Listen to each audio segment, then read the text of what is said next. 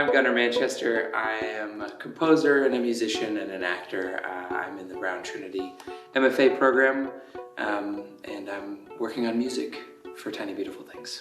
Every student in the Brown Trinity MFA program ends up working on a show, usually in an acting capacity, over at Trinity Ramp. They both knew, Angela and Kurt both knew that I compose music as well. There's nothing better than live music. And so I think that the idea was that why not fill out this cast as much as we can and, you know, get live music on stage, live singing on stage for the show.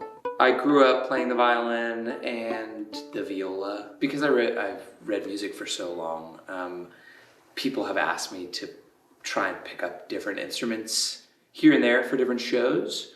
And also just out of my own curiosity, like I've had shows where I was like, I really want to like put some accordion in here, and so I learned to play the accordion, I learned to play the ukulele, the piano to some extent, a little bit of guitar, mandolin, but really the violin is my main instrument. Yeah, all of that has culminated in the music for this show, which I've written some lyrics for a few moments in the show, but for the most part it is just instrumental violin, pizzicato and bowed moments that are sort of semi-improvised to support the text.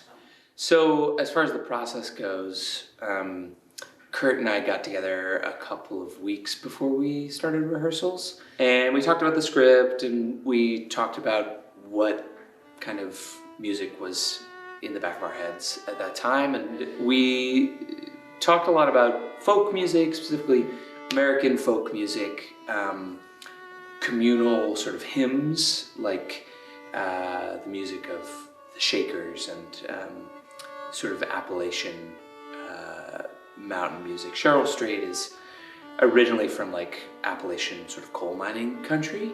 You know, there's this community feeling to the letter writers and you know, the way that she sort of leads them in her advice. And so I found myself really inspired by the music of, you know, like Copeland and even contemporary, you know, bands like the Fleet Foxes and things like that. But there's maybe like one song in the show that I actually wrote on staff and composed that way.